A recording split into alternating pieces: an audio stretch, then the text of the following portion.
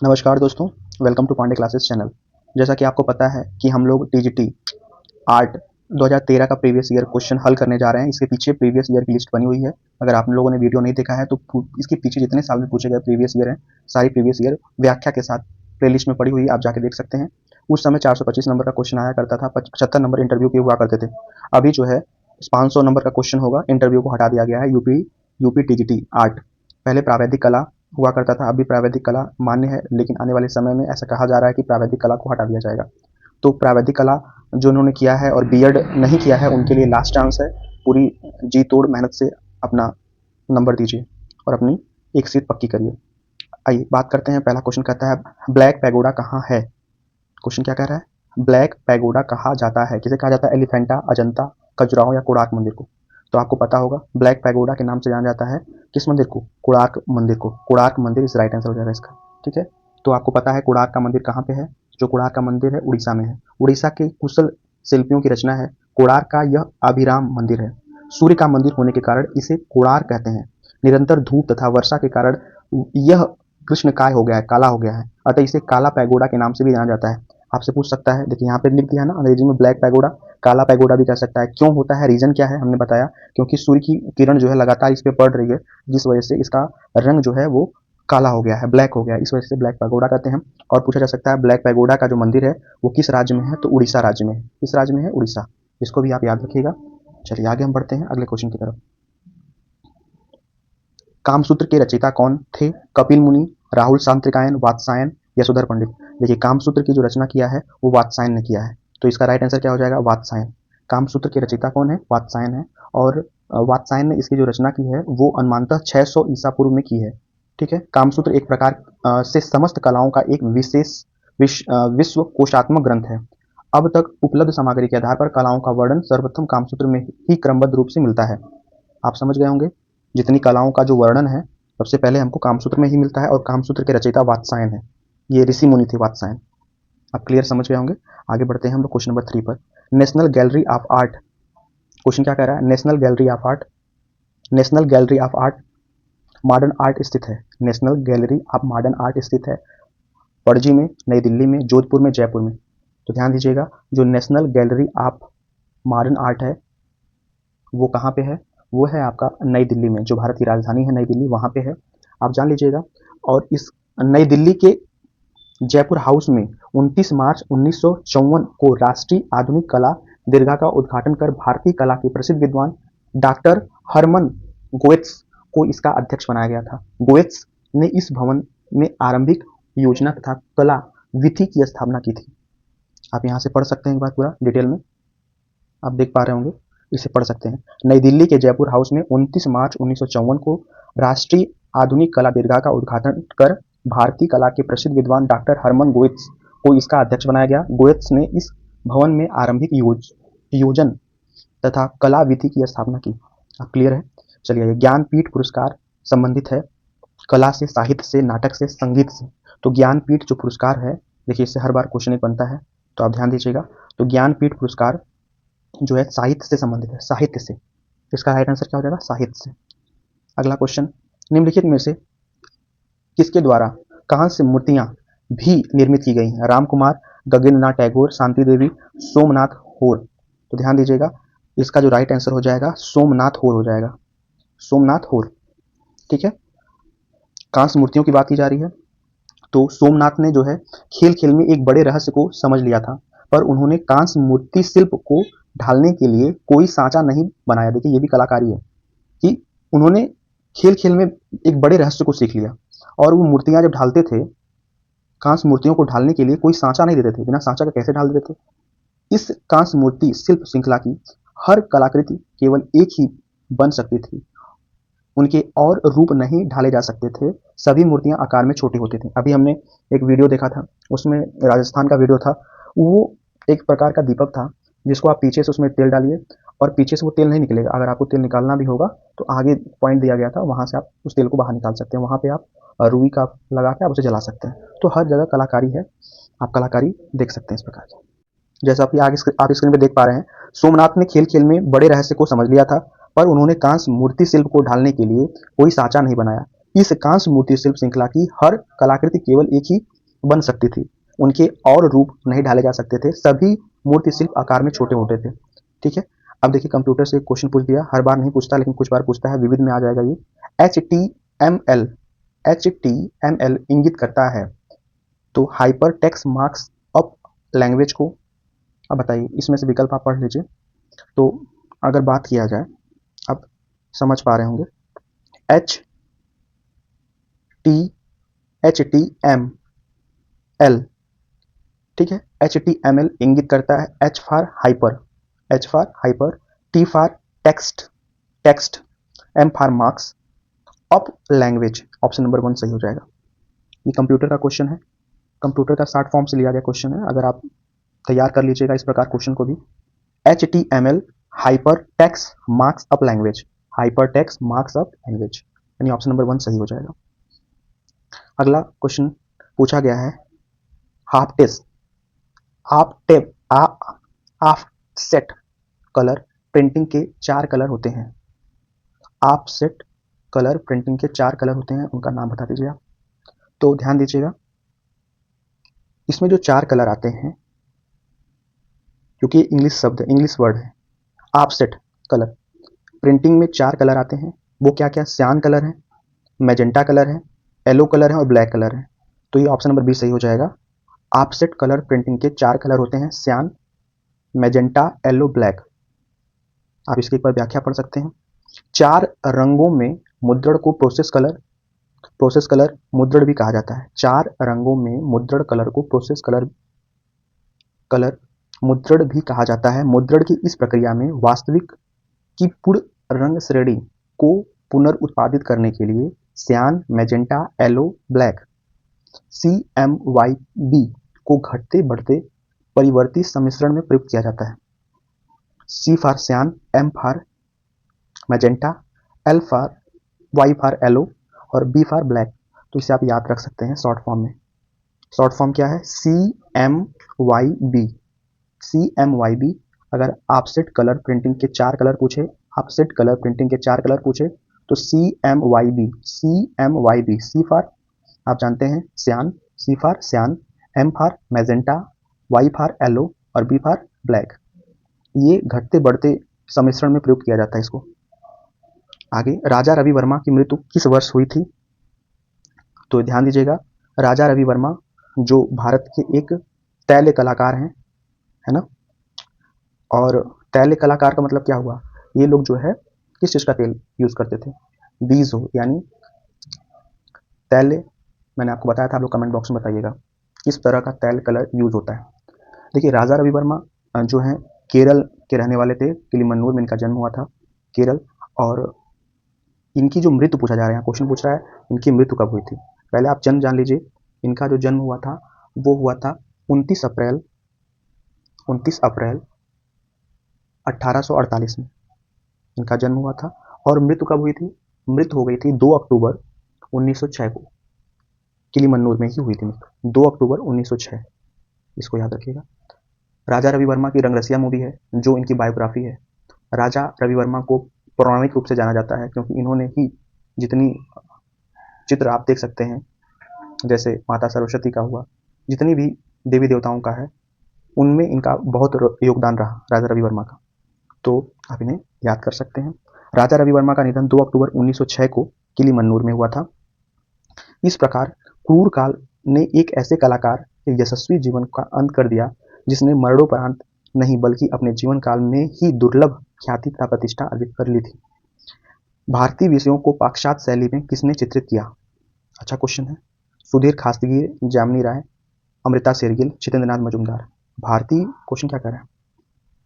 भारतीय विषयों को पाश्चात्य शैली में किसने जो है, पाश्चात्य मतलब वेस्टर्न कल्चर, तो आप जानते होंगे अमृता शेरगिल ने ही जो है परंपरागत भारतीय चित्रकला, भित्ति चित्रण एवं पाश्चात्य कला प्रविधियों एवं प्रवृत्तियों के मेल से मौलिक शैली की नींव रखी, जिसमें विषय भारतीय और शैली विदेशी इनका आधार बनी। वाल्ट डिज्नी के जनक कौन है? वाल्ट डिज्नी के जनक कौन है? ऑप्शन आपको दिख रहा होगा, बताइए आप लोग। तो ध्यान दीजिएगा, वाल्ट डिज्नी के जो जनक हैं वो एनिमेशन प्रक्रिया से, वाल्ट डिज्नी के जनक हैं एनिमेशन प्रक्रिया के, वाल्ट डिज्नी के जनक हैं एनिमेशन प्रक्रिया के। अब ध्यान दीजिएगा इनकी व्याख्या। तो इन्होंने क्या कह रहे हैं, 16 अक्टूबर 1923 को वाल्ट डिज्नी और राय डिज्नी भाइयों द्वारा डिज्नी ब्रदर्स कार्टून स्टूडियो का के नाम से स्थापित किया गया। दो भाई थे यहाँ पे, इनको याद रखना है, इसलिए हम इनकी व्याख्या पढ़ रहे हैं। 16 अक्टूबर 1923 को एक वाल्ट डिज्नी है और राय डिज्नी भाइयों द्वारा डिज्नी ब्रदर्स कार्टून स्टूडियो के नाम से स्थापित किया गया, जिसे 1923 में वाल्ट डिज्नी प्रोडक्शन के नाम से पुनर्गठित किया गया। वाल्ट डिज्नी प्रोडक्शन ने अपने आप को अमेरिकी एनिमेशन उद्योग में एक अगुआ के रूप में स्थापित किया। विख्यात महेश मूर्ति रॉक कट मूर्ति कहाँ पर है? अच्छा क्वेश्चन है, आप ध्यान दीजिएगा। महेश मूर्ति रॉक कट मूर्ति अगर हम बात करें तो एलिफेंटा की गुफा, एलिफेंटा में है। कहाँ पे है? एलिफेंटा की गुफा में है। आइए इसकी व्याख्या पढ़ लेते हैं। एलिफेंटा की गुफा मंदिर में महेश्वर की प्रकांड त्रिमूर्ति तथा शिव के तांडव नृत्य आदि के उल्लेखनीय मूर्तियां हैं। पत्थर पर खुदी विशालकाय त्रिमूर्ति कलात्मक एक एवं सजीव है। जैसा कि आपको पता है एलिफेंटा की गुफा मुंबई में है, ठीक है। अगर आप gateway of India, India gate, देखिए कंफ्यूज मत होइएगा, इंडिया गेट आपका नई दिल्ली में है, गेटवे ऑफ इंडिया मुंबई में है। तो आपको गेटवे ऑफ इंडिया से स्टीमर वगैरह जो चलती है नाव वाली, उसे पकड़ के लगभग 3-4 किलोमीटर अंदर की तरफ, समुद्र की तरफ चलना होगा। तो वहाँ पे एक टापू मिलेगा जहाँ पे एलिफेंटा के नाम से जाना जाता है, और एलिफेंटा का टापू होगा। वहाँ पे पत्थर वगैरह पहाड़ है छोटा सा, जहाँ पे त्रिमूर्ति ब्रह्मा विष्णु महेश की त्रिमूर्ति है। उसे आपको देखकर ऐसा लगेगा सजीवपन लगता है उसमें देख के। तो वही यहाँ पे बात की गई है, महेश मूर्ति रॉक कट मूर्ति कहा जाता है इसी को, एलिफेंटा की गुफा को भी कहा जाता है। क्लियर होगा। अगर गुफा की बात कर लें तो अजंता की गुफा में 30 गुफाएं हैं। अजंता की गुफा में कितनी गुफाएं? 30 गुफा है। और अजंता की गुफा औरंगाबाद महाराष्ट्र में है। पहली गुफा में पद्मपाणि अवलोकितेश्वर का चित्र बना हुआ है। 10वीं गुफा में मर्दासन राजकुमारी का चित्र है। इसके अलावा 17वीं गुफा में भिक्षुक बुद्ध का चित्र बना हुआ है। ये भित्ति है, उसमें दीवार पे उकेरी गई है। इसके अलावा हम बाघ गुफा की बात करें तो बाघ गुफा धार जिला मध्य प्रदेश में है। 9 गुफाएं कुल। पहली गुफा को गृह गुफा, दूसरी को गुसाई या पंचपांडु, तीसरी को हाथी खाना, चौथी को रंग महल, 5वीं को पाठशाला, 6ठी 7वीं 8वीं और 9वीं गुफा में मार्ग अवरुद्ध है। एरोला की गुफा की बात करें कुल 34 गुफाएं आती हैं। एरोला की गुफा औरंगाबाद महाराष्ट्र में है।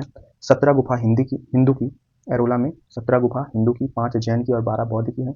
बादामी गुफा की बात कर लें, कर्नाटक के बालकोट जिले में है, चालुक्यों के द्वारा बनाया गया था। इसकी खोज स्टेला कैम्ब्रिज ने की थी। इसमें 4 गुफा आती हैं। एक गुफा जैन धर्म से, 3 ब्राह्मण धर्म से संबंधित है। बादामी विरहणी रमणी शिव विवाह से संबंधित है। सिगेरिया की गुफा श्रीलंका में है, आपको पता है। तनवासन की गुफा अगर हम बात करें कावेरी नदी के तट पे है, तमिलनाडु के तंजौर जिले में पड़ता है। अर्धनारीश्वर की मूर्ति यहाँ पे है। वाटर लिली नामक पेंटिंग श्रृंखला किसके द्वारा बनाई गई थी? क्लाउड मोनेट के द्वारा बनाई गई थी। ये सारी चीजें आपको याद रखना है। संथाल स्त्री का नाम आएगा तो नंदलाल बोस, और संथाल महिला का नाम आएगा यामिनी रंजन राय। ये चीजें आपको याद रखना है। पिकासो के बारे में आप जानते ही होंगे। आगे हम लोग पढ़ते हैं, क्वेश्चन नंबर 12 पे आते हैं। क्वेश्चन नंबर 12 क्या कहता है?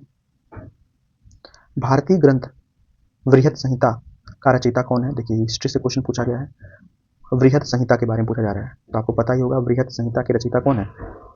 वृहत संहिता के जो रचयिता हैं उनका नाम वारामिहिर है। वारामिहिर है, ठीक है। वारामिहिर जो है वो चंद्रगुप्त द्वितीय के 9 रत्नों में से एक थे। भाई चंद्रगुप्त द्वितीय के 9 रत्न में ये लोग शामिल थे, है ना। इन्होंने ज्योतिषी संबंधित 4 ग्रंथ वृहत संहिता, वृह जातक, पंच सिद्धांतिका, लघु जातक ग्रंथों की रचना की है, ठीक है। और कलहण की रचना है, आप कमेंट बॉक्स में बताइए। वाणभट्ट की रचना आप कमेंट बॉक्स में बताइए। कालिदास की कई रचनाएं हैं, सारी का नाम लिखिए कमेंट बॉक्स में। अगला क्वेश्चन कहता है the defence of केजेस Ganga Avataran नामक पत्थर पर कटी रिलीफ मूर्ति कहाँ है? अब महाबलीपुरम, अजंता, बनारस के समीप, गंगा तट पर या आपका गंगोत्री में। अगर इसमें हम बात करें तो the defence of Ganges Ganga Avataran नामक पत्थर पर कटी रिलीफ मूर्ति महाबलीपुरम में है। महाबलीपुरम इस राइट आंसर हो जाएगा। आप इसकी व्याख्या पढ़ सकते हैं, ठीक है। महाबलीपुरम की सबसे आश्चर्यजनक मूर्ति वह है जिसमें गंगा अवतरण से संबंधित भागीरथ की तपस्या का दृश्य अंकित किया गया है। इस दृश्य में पशु इत्यादि भी भागीरथी के साथ तपस्या में लगे हुए हैं। यह दृश्य अत्यंत तक बना है, आप इसे पढ़ सकते हैं। अगला क्वेश्चन है रैम। अगर ये कंप्यूटर से क्वेश्चन पूछा, रैम RAM होता है, random access memory, RAM। RAM होता है कि रोम होता है, तो रैम का full form random access memory, option number B सही हो जाएगा। रैंडम एक्सेस मेमोरी सही हो जाएगा आपको ऑप्शन, ठीक है। अगर हम बात करें कि सीपीयू सेंट्रल प्रोसेसिंग यूनिट में लगे सिस्टम बोर्ड पर माइक्रो प्रोसेसर बोलते हैं, कंप्यूटर का दिमाग कहलाता है। और सीपीयू को कंप्यूटर का दिमाग कहा, पूछा जा सकता है कि कंप्यूटर का दिमाग किसे कहा जाता है, तो सीपीयू को, सेंट्रल प्रोसेसिंग यूनिट को। तथा रैम रैंडम एक्सेस मेमोरी तथा रोम रीड ओनली मेमोरी इसके सहायक का कार्य करते हैं। दो सहायक होते हैं। रैम, कहीं मोबाइल खरीदने जाइए तो आप जरूर पूछते होंगे इसका रैम कितना है, रोम कितना है, ठीक है, तो वही चीज है। अपने चित्रों में बिंदी का प्रयोग कौन कलाकार करता था? सुबोध गुप्ता, अंजू डोडिया, भारती खेर, रियाज कोमू। देखिए अंजू डोडिया भी करते थे, लेकिन सबसे ज्यादा भारती खेर ने किया है, तो इसका आंसर हो जाएगा भारती खेर। अपने चित्रों में बिंदी का प्रयोग जो सबसे ज्यादा किया है भारती खेर ने। क्वेश्चन पूछ रहा है प्री हिस्टोरिक इंडिया नामक पुस्तक किसकी है? तो अच्छा क्वेश्चन पूछा गया है, इसका राइट आंसर हो जाएगा स्टुअर्ट पिकार्ट। प्री हिस्टोरिक इंडिया नामक पुस्तक जो लिखी है वो स्टुअर्ट पिकार्ट ने लिखी है, पिगार्ट ने लिखी। स्टुअर्ट पिगार्ट की प्री हिस्टोरिक इंडिया में प्रागैतिहासिक चित्रों का प्रसंग बहुत संक्षिप्त और काम चलाऊ ढंग का है। भारतीय आधुनिक चित्रकला का इतिहास आरंभ होता है बंगाली स्कूल से, कलकत्ता स्कूल से, मद्रास स्कूल से, लखनऊ स्कूल से।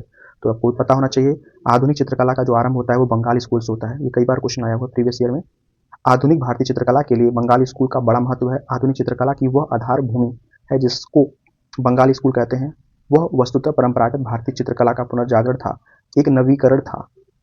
वाचस्पति गैरोला। विज्ञापन शब्द में कैंपेन आया है। विज्ञापन में शब्द जो कैंपेन आया है खेल है, संगीत है, नृत्य है या मिलिट्री है। विज्ञापन शब्द में कैंपेन की अगर हम बात कर लें तो आप ध्यान दीजिएगा ये एक मिलिट्री है। जो विज्ञापन शब्द में कैंपेन का यूज होता है ये क्या है, मिलिट्री है। मिलिट्री क्या है, मिलिट्री, इसको ध्यान दीजिएगा। मूवेबल टाइप का आविष्कार, अच्छा क्वेश्चन पूछा गया, इसको याद रट ही डालिए। मूवेबल टाइप्स का जो आविष्कार है कब हुआ था?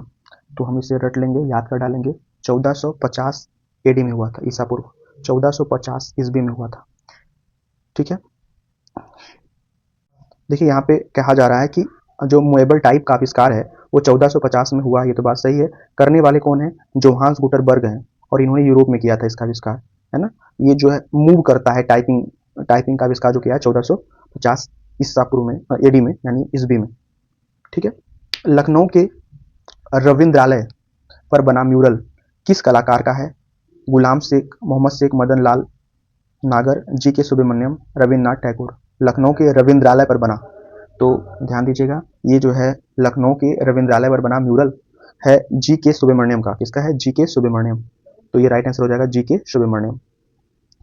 1962-63 में GK सुब्रमण्यम ने जब लखनऊ स्थित रविंद्रालय के बाहरी हिस्से के लिए अपना बड़ा और प्रसिद्ध mural king of dark chamber बनाया, तो इस 81 फुट लंबे 9 फुट ऊंचे टेराकोटा म्यूरल की 13,000 टाइलों को बनाने के काम में उनके विशेष सहयोगी राजस्थान के क्राफ्ट्समैन ग्यारसीलाल वर्मा थे।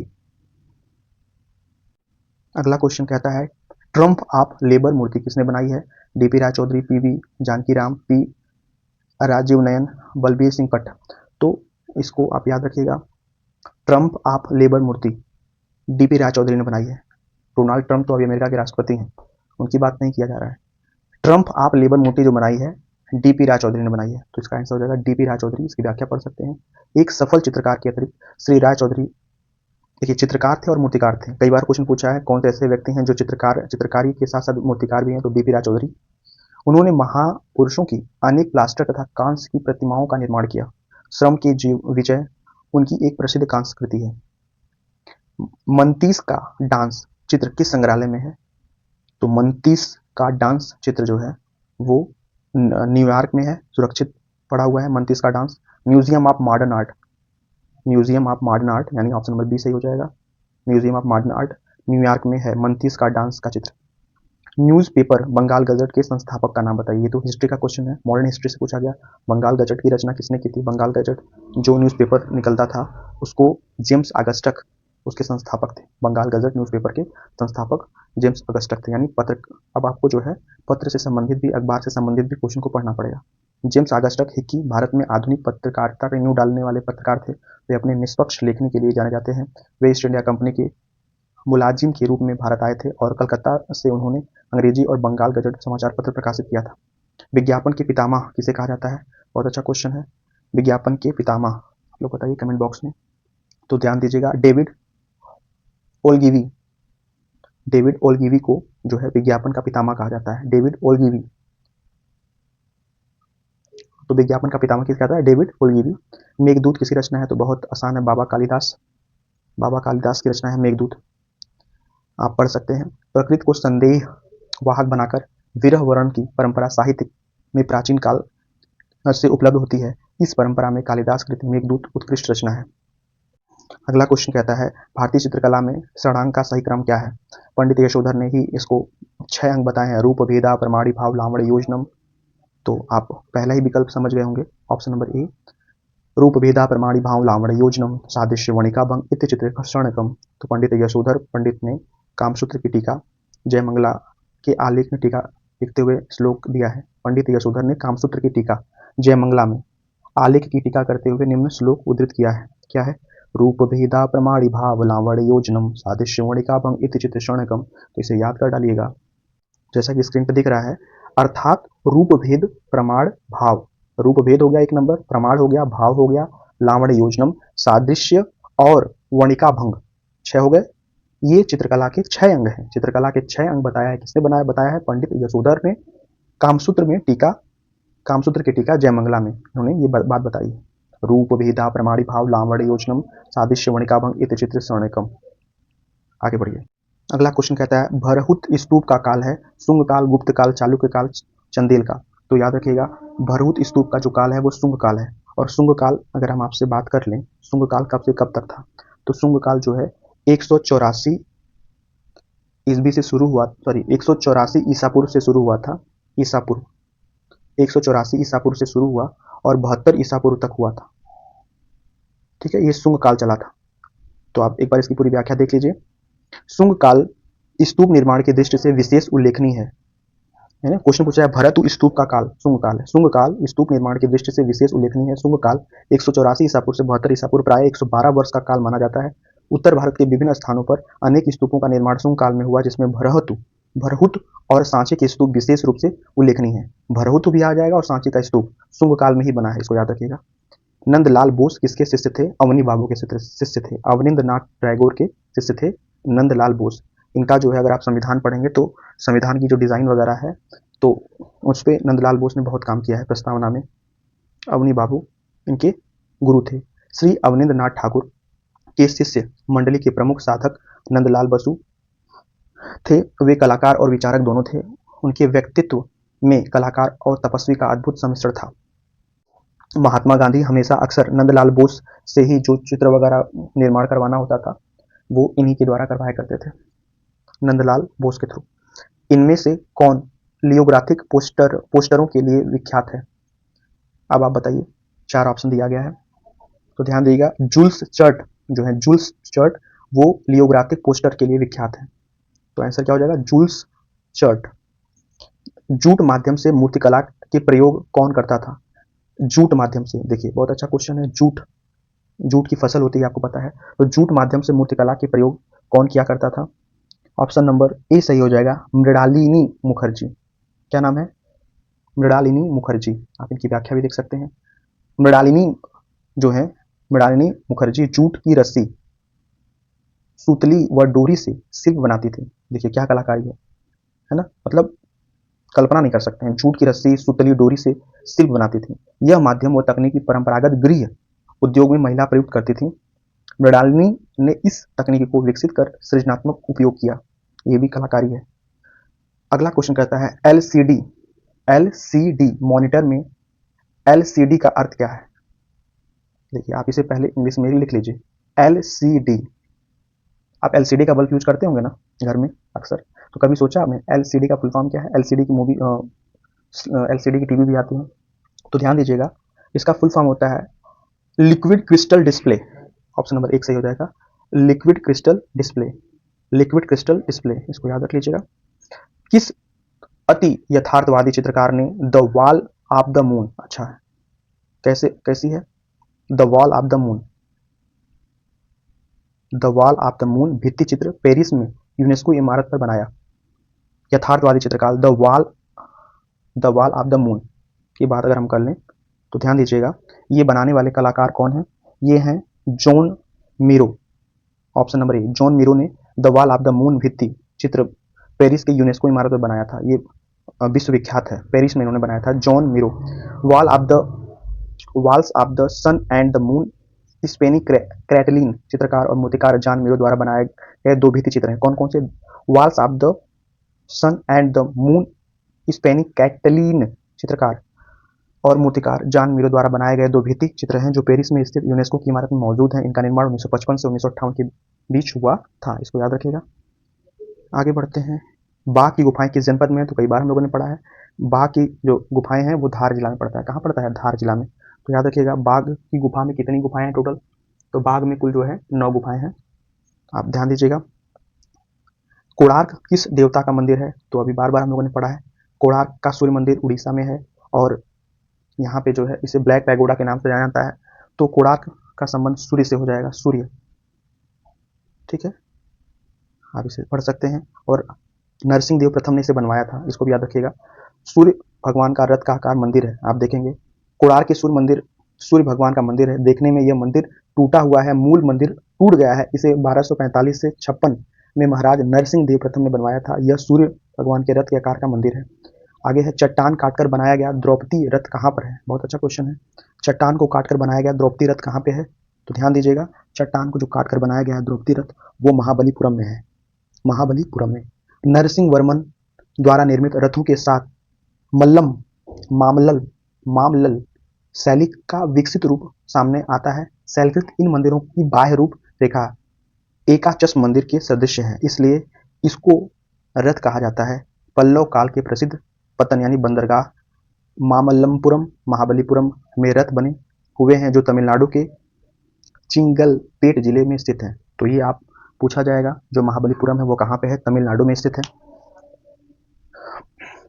एक चश्म रथों की संख्या 8 है। द्रौपदी रथ, धर्म रथ, धर्मराज रथ, भीम रथ, अर्जुन रथ, नकुल सहदेव, गणेश रथ, वलयन, कुटी रथ, पिडाई रथ, ये सारे रथ हैं और 5 पांडवों के नाम हो गए और इसके अलावा और भी रथ हैं।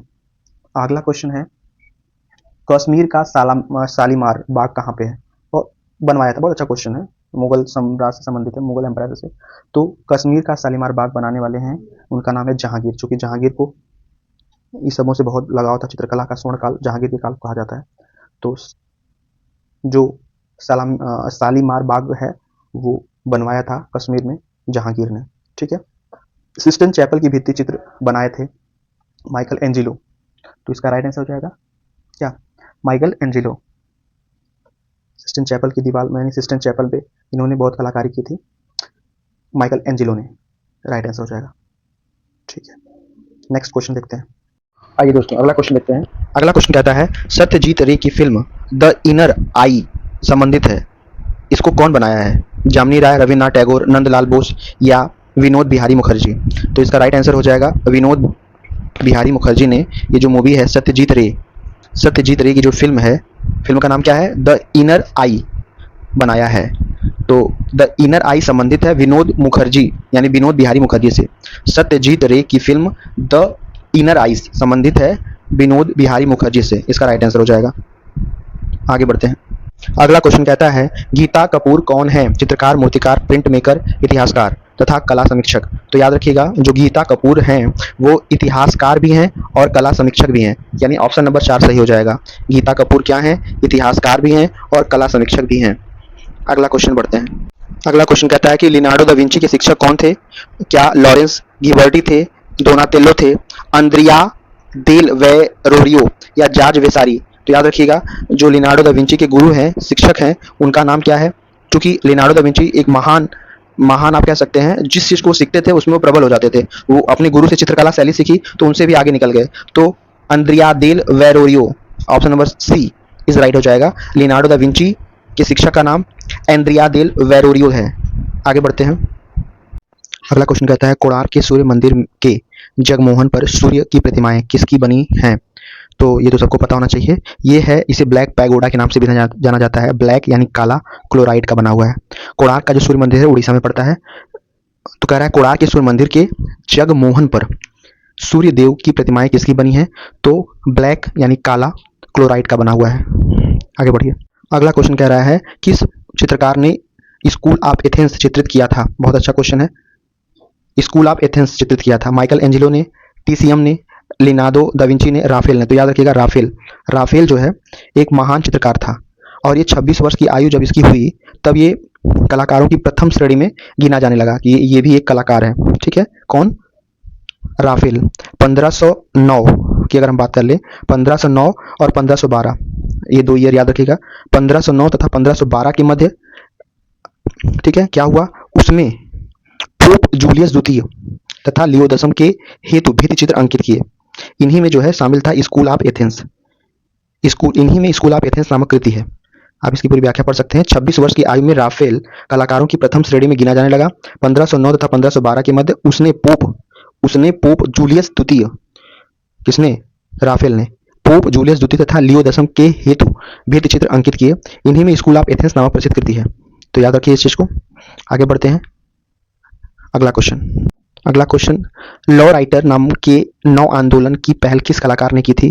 पिकासो, सल्वाडोर डली, कांडिस्की या जोन मिरो। तो याद रखिए ये जो है ब्लो राइटर कोई संस्था नहीं थी।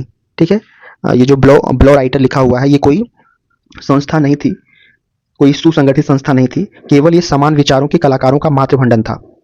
ठीक है, तो इसको आप संस्था नहीं मान सकते हैं, लेकिन इसकी शुरुआत जो की थी, इसकी पहल की थी वो कांडिस्की ने की थी और इनके ग्रुप में शामिल थे मार्के और यालेंस्की। ये लोग प्रमुख थे ब्लो राइटर में। ठीक है, कांडिस्की इज इंपॉर्टेंट। आगे बढ़ते हैं। अगला क्वेश्चन देखते हैं। किस कलाकार ने अपना कैरियर सिनेमा पोस्टर और कट आउट पेंटर के रूप में आरंभ किया? तो याद रखिएगा इनका नाम है NF हुसैन। ये महान और जाके बाद में फेमस भी हुए थे MF हुसैन, है ना। MF हुसैन को कौन नहीं जानता है। ठीक है, ये इन्होंने काफ़ी, NF हुसैन ने 1937 में हुसैन के अंतिम रूप से मुंबई की राह पकड़ी। जब मुंबई पहुंचे तो उन्होंने खुद अपने पैरों पर खड़े होने की कोशिश की, सिनेमा के पोस्टर बनाने का काम करते थे, पढ़ाते थे और एक कलाकार की ज़िंदगी जीने की कोशिश करते थे। NF हुसैन। अगला क्वेश्चन कहता है यामिनी राय की प्रसिद्ध कृति माँ और शिशु चित्र का माध्यम था। तो याद रखिएगा यामिनी राय, टेम्परा। ऑप्शन नंबर सी सही हो जाएगा। यामिनी राय का जो प्रसिद्ध कृति था माँ एवं शिशु चित्र का माध्यम जो था वो टेम्परा था। टेम्परा इज राइट आंसर हो जाएगा। भारत में पहली विज्ञापन एजेंसी खुली थी, तो आपको पता ही होना चाहिए मुंबई में। कहाँ पे? मुंबई, है ना। जो इकोनॉमिक्स यानी अगर अर्थशास्त्र की नगरी बोला जाए तो हम लोग मुंबई को कहते हैं। भारत की राजधानी तो नई दिल्ली है, लेकिन आर्थिक राजधानी वो है मुंबई। तो भारत में पहली विज्ञापन एजेंसी खुली थी मुंबई में। क्वेश्चन कह रहा है लेजर प्रिंटिंग में रेजोल्यूशन की इकाई को क्या कहते हैं? TIP, DIP, DPI या TPI या LPI। तो याद रखिएगा इसे बोलते हैं DPI। जो देखिए यहाँ पे लिखते हैं DPI। इसे लेजर प्रिंटिंग में रेजोल्यूशन की इकाई को क्या कहते हैं? DPI कहते हैं। क्यों कहते हैं थोड़ा समझ लीजिए। इसका फुल फॉर्म होता है डॉट पर इंच। क्या होता है? DOT, डॉट पर इंच। ठीक है, डॉट पर इंच। तो इसको आप याद रखिएगा। और इसका यूज कब होता है? इसका यूज होता है, सपोज करिए कितने डॉट हैं, छवि के बीच कितने डॉट हैं, उसमें हम लोग इसका यूज करते हैं। लेजर प्रिंटिंग में रेजोल्यूशन की इकाई को क्या कहते हैं? DPI कहते हैं। डॉट पर इंच फुल फॉर्म होता है। आगे बढ़ते हैं। अगला कह रहा है पद्मपाणि बोधिसत्व कहाँ पे है? तो अजंता की गुफा में है, गुफा संख्या 1 में है। ऑप्शन नंबर 1 ही सही हो जाएगा। अजंता की गुफा संख्या 1 में। अगला है कलमकरी का संबंध किस राज्य से है? तो कलमकरी का जो संबंध है वो आंध्र प्रदेश राज्य से है। आंध्र प्रदेश में कलमकरी की साड़ी वगैरह बनती है। आगे बढ़े हम लोग, आगे देखते हैं। अगला क्वेश्चन कहता है सेरीग्राफ किसका तकनीकी नाम है? सेरीग्राफ किसका तकनीकी नाम है? तो इसका ऑप्शन नंबर 1 सही हो जाएगा। सिल्क स्क्रीन पेंटिंग का नाम ही सेरीग्राफ है। सेरीग्राफ जो है वो सिल्क स्क्रीन प्रिंटिंग का नाम है। इसको याद रखिएगा। वर्तमान में यह मुद्रण की एक महत्वपूर्ण विधि है। इसको सेरीग्राफ या पोरस सरफेस पेंटिंग के नाम से भी जाना जाता है। देखिए सेरीग्राफ बोल दीजिए या पोरस सरफेस पेंटिंग भी कह सकते हैं आप। इसमें सिल्क या नायलॉन का एक महीन कपड़ा प्रयोग किया जाता है जिसमें जाली मैश होती है, इसलिए इसे सिल्क स्क्रीन पेंटिंग कहते हैं। तो सेरीग्राफ किसका तकनीकी नाम है? सिल्क स्क्रीन पेंटिंग का, याद रखिएगा। ब्लू राइटर ग्रुप किसने चित्रित किया था? देखिए फिर ये कोई ग्रुप का नाम नहीं है, है ना। ब्लू राइटर ग्रुप जो लिखा हुआ है ये चित्रित किया है और इससे संबंधित है, इसमें योगदान दिया था। हमने बताया ना, ब्लू राइटर ग्रुप किसी चित्र का नाम नहीं है जो किसी चित्रकार द्वारा चित्रित हो, ठीक है। तो इसको आप याद रखिएगा। ये जो ब्लू राइटर है इसके ग्रुप के स्थापना में योगदान दिया था फ्रेंच मार्क ने, फ्रेंच मार्क ने। तो ऑप्शन नंबर 20 सही हो जाएगा, फ्रेंच मार्क। आगे, उस समकालीन भारतीय चित्रकार का नाम बताइए जिसने ययाति श्रृंखला का सृजन किया है। तो ये सृजन करने वाले हैं एस रामचंद्रन। एस रामचंद्रन इस राइट आंसर हो जाएगा। अगला क्वेश्चन देखिए, मारियो मिरांडा है कार्टूनिस्ट, फोटोग्राफर, डिजाइनर या टाइपोग्राफिस्ट। तो याद रखिएगा मारियो मिरांडा कार्टूनिस्ट हैं। क्या है? कार्टूनिस्ट। मारियो मिरांडा कार्टूनिस्ट हैं। अगला है, किताब के पिछले सिरे मोटाई को कहा जाता है। तो स्पाइन, स्पाइन कहा जाता है। आप किताब कॉपी खरीदे होंगे तो स्पाइन करवाते होंगे, स्पाइन, है ना। तो देखे होंगे रस्सा से जो बांधता है स्पाइनिंग करता है, तो वही स्पाइन होता है। किताब के जो पिछले सिरे जो मोटाई को क्या कहते हैं? स्पाइन कहते हैं। आगे हम बात करते हैं, मुगल चित्रकला विकसित हुई थी। तो विकसित हुई थी अकबर के टाइम, ऑप्शन के अकॉर्डिंग हम बता रहे हैं, लेकिन बहुत अच्छे से विकसित हुई थी जहांगीर के समय। आपको ऑप्शन में अकबर मिल रहा है तो अकबर मार दीजिए। आगे देखिए, वह कलाकार जिसने लोक कला को अपनी चित्रण शैली के रूप में अपनाया है, ऐसा काम करने वाले कौन है? यामिनी राय हैं। यामिनी राय हैं। यामिनी राय ने क्या किया है? यामिनी राय ने लोक कला को अपनी चित्रण शैली के रूप में अपनाया है। तो इसका राइट आंसर हो जाएगा यामिनी राय। आगे हम बढ़ते हैं। आगे देखिए, पेट्रोन लिफ संदेश का प्राचीनतम माध्यम निम्न में से किसने प्रदर्शित किया? गुफाओं में रंगे चित्र या गुफाओं में उकेरे गए चित्र। तो याद रखिएगा जो गुफाओं में मतलब उकेरे गए चित्र हैं, है ना, तो गुफाओं में उकेरे गए चित्र को ही पेट्रोनग्लिफ संदेश का प्राचीनतम माध्यम माना जाता है। पेट्रोनग्लिफ का जो है प्राचीनतम माध्यम, संदेश का माध्यम माना जाता है गुफाओं में उकेरे गए चित्र को। आइए अगला क्वेश्चन देखते हैं। क्वेश्चन कहता है, हनीवा टेराकोटा किस देश से संबंधित है? हनीवा टेराकोटा किस देश से संबंधित है? ऑप्शन है चीन, जापान, कोरिया, थाईलैंड। तो याद रखिएगा हनीवा टेराकोटा का जो संबंध है वो जापान से। तो इसका राइट आंसर क्या हो जाएगा? जापान। जापान पे आप टिक लगा लेंगे। आगे बढ़िए, कह रहा है the potato year. The potato year किसका चित्र है? ऑप्शन आप पढ़ सकते हैं, विसेंट वान गाग, विसेंट वान गाग, पाल गुंगा, कैमिले पिसारो या क्लाउड मोने। तो ऑप्शन आप देख लीजिए और पढ़ लीजिए और इसका आंसर बताइए। द पोटैटो ईयर ये है विसेंट वान गाग का चित्र बनाया हुआ। तो ऑप्शन नंबर 1 सही हो जाएगा, विसेंट वान गाग। 1885 में जो द पोटैटो ईयर है 1885 ईस्वी में इस समय का अत्यंत महत्वपूर्ण चित्र है, ठीक है, इसको याद रखिएगा, जिसमें भूरे व हरे रंग का प्रयोग किया गया है। उड़बड़ खाबड़ धरातल है जो मोटे रंगों के प्रयोग के कारण आया है, ऐसा आप देखेंगे चित्र में, तथा संभ्रांत वर्ग के रहन सहन से विभिन्न वातावरण का चित्रण है। इस समय वान गाग पर रैम्ब्रा व डोमियो की कला शैली का प्रभाव परिलक्षित होता है। तो द पोटैटो ईयर किसका चित्र है? विसेंट वान गाग का, और ये 1885 का बेहतरीन चित्र है, इसको याद रखिएगा। बेहतरीन चित्र कब का है? 1885 का, द पोटैटो ईयर। आगे हम लोग बढ़ते हैं। अगला कह रहा है, विश्व फोटोग्राफी दिवस मनाया जाता है 5 सितंबर, 19 अगस्त, 14 नवंबर या 7 दिसंबर। देखिए 2013 के टीजीटी में एक क्वेश्चन पूछा गया था, विश्व फोटोग्राफी दिवस, तो हम याद रखेंगे 19 अगस्त को विश्व फोटोग्राफी दिवस मनाया जाता है। 19 अगस्त आंसर राइट हो जाएगा। अभिव्यंजनावाद का प्रारंभ किस देश में हुआ था? भारत में, इटली में, जर्मनी में या फ्रांस में? अभिव्यंजनावाद का जो प्रारंभ हुआ है वो हुआ है जर्मनी में। तो इसका राइट आंसर क्या हो जाएगा? जर्मनी, यानी option number C, Germany is right answer हो जाएगा, ठीक है। अब तक के अन्य कला आंदोलन प्रायः फ्रांस से उद्भूत हुए थे, किंतु अगर हम बात करें अभिव्यंजनावाद की जो जन्म स्थली है, यानी इसका जो है प्रारंभ हुआ था जर्मनी से। अब तक आप लोगों ने जितने भी आंदोलन देखे होंगे वो फ्रांस से उदय हुए थे, लेकिन अभिव्यंजनावाद का जो है आरंभ या प्रारंभ जर्मनी से हुआ है। अगला है सित्तनवासल गुफा कहाँ पे है? केरल में, तमिलनाडु में, आंध्र प्रदेश में, कर्नाटक में। तो ये काफ़ी बार क्वेश्चन पूछा गया है। सित्तनवासन की जो गुफा है वो तमिलनाडु में पड़ता है। तंजौर जिले के निकट में सित्तनवासन की गुफा है। पांड्य राजवंश से संबंधित है। नदी का तट कावेरी है, बहुत विवादित है, लेकिन आप कावेरी ही याद रखिएगा। रीता प्रताप ने इसको कृष्णा माना है, लेकिन आपको कावेरी याद रखना है। सित्तनवासन की गुफा पांड्य राजवंश से संबंधित है, कावेरी नदी के तट पर है, तमिलनाडु के तंजौर जिले में पड़ता है और यहीं से अर्धनारीश्वर का चित्र मिला हुआ है या अर्धनारीश्वर का उत्कृष्ट यहीं से, इसी गुफा से मिला हुआ है। तो इसका आंसर क्या हो जाएगा? तमिलनाडु। और तमिलनाडु का कौन सा जिला अगर आपसे पूछेगा तो आप बता दीजिएगा सित्तन। गुफा का नाम सित्तनवासन है, लेकिन जिला जो निकट में पड़ता है वो तंजौर के निकट पड़ता है। आगे हम लोग बढ़ते हैं। छपाई कला की खोज हुई थी इंग्लैंड में, फ्रांस में, चीन में या भारत में? तो याद रखिएगा सबसे पहले छपाई कला का जो खोज हुआ है वो चीन में हुआ है। ये आप क्लास 6 का एनसीईआरटी की किताब पढ़ेंगे तो वहाँ से भी मिल जाएगा आपको कि सबसे पहले जो छपाई कला आया है वो चीन से आया है, चीन से मिला है। आगे बढ़ते हैं। अगला क्वेश्चन कह रहा है कि प्रख्यात चित्र ग्युर्निका किस माध्यम में चित्रित है? तो इसका राइट आंसर हो जाएगा कैनवास पर तैल रंग। अगर आपको हम बात करें और बताएं कि ग्युर्निका जो पेंटिंग है वो बनाने वाले कौन थे, तो आप लोगों को पता ही होगा। ग्युर्निका पेंटिंग बनाया है पाब्लो पिकासो ने। किसने बनाया? पिकासो ने बनाया है। और इसको जो बनाया था पिकासो ने कब बनाया था? 1937 में। 1937 में पिकासो ने बनाया था।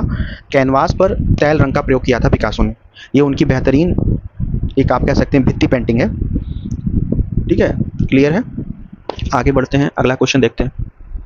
पिकासो जो है वो घन चित्रण शैली यानी क्यूबिज्म समय में पैदा हुआ था पिकासो। और हम पिकासो के बारे में आपको बताना चाहेंगे। इनका जन्म 25 अक्टूबर 1881 में स्पेन में हुआ था और इनकी मृत्यु 1975 में हुई थी, यानी 20वीं शताब्दी में हुई थी। ठीक है, ये जो है गेर्निका पेंटिंग जो 1937 में बनी थी, पाब्लो पिकासो ने बनाई थी और ये दर्शाती है जर्मनी तानाशाही को, अगर आप उसे गौर से देखेंगे तो। आगे हम बढ़ते हैं। भारत कला भवन वाराणसी की स्थापना में किसका महत्वपूर्ण योगदान था? देखिए यहाँ पे क्वेश्चन को आप ध्यान दीजिएगा, 2-3 चीज़ पूछता है। भारत कला भवन कहाँ पे है? तो काशी, कला काशी, ऐसे याद रखिए काशी। ठीक है, जहाँ पे भारत कला भवन आ गया उसको आप काशी मान के चलिए। काशी से आप जो है वाराणसी याद रख लेंगे। अगर आपसे पूछ लिया जाए भारत भवन संग्रहालय कहाँ पे है, तब आप भोपाल बताइएगा।